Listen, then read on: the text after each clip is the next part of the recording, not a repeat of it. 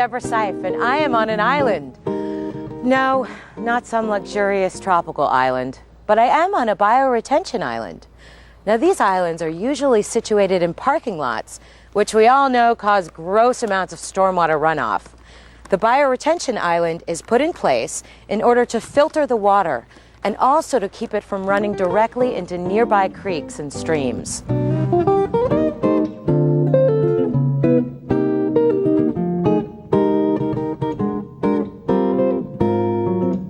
We went to Gwynedd Mercy College and spoke with Charlie Miller from Roofscapes. He is the man to talk to because he actually designed the bioretention island, which is behind us, and he also supervised in the installation of it. So we're going to ask him a couple questions about bioretention. So first, why don't you tell me, what is bioretention?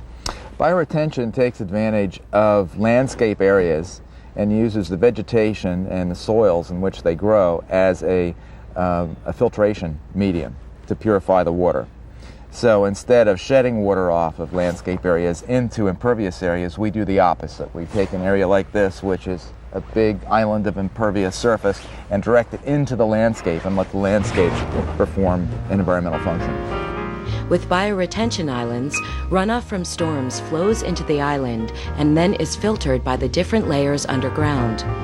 This water is then directed to nearby creeks and streams. These islands, instead of being heaped over, having a convex surface like most islands, they're concave. And the purpose of that is, of course, to allow the water to enter them. And it also does provide some storage capacity. In the case of these islands, they hold about 6 inches of water.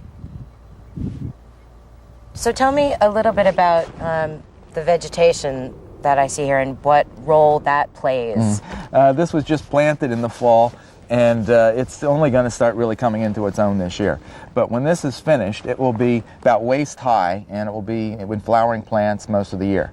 And the purpose of that is not to make something pretty, but the plants perform a function. And one is to hold the whole system together with their roots, and also prevent the system from becoming clogged in the long term.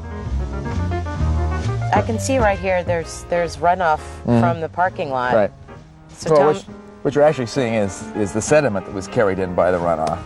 And all this sediment is eroded right off the parking surface. This would normally go right to the storm sewer inlet, which is right next to us here. Now it's being intercepted by this island and being trapped on the surface.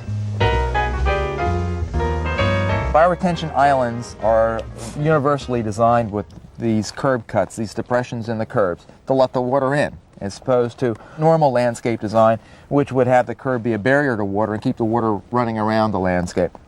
And that these little waffly grate-like things. Right.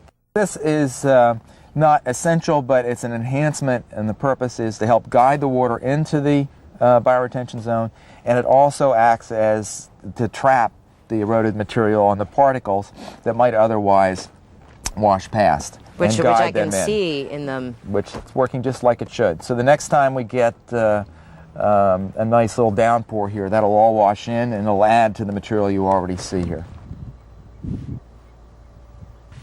What are the other advantages? Obviously there's an environmental advantage. Right.